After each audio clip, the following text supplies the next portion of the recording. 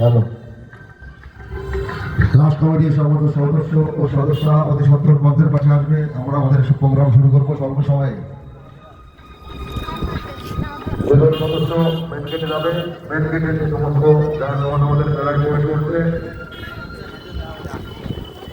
সেগুলো তোমরা দেখাশোনা করবে, তোমরা তোমাদের দায়িত্ব বুঝে দেবে।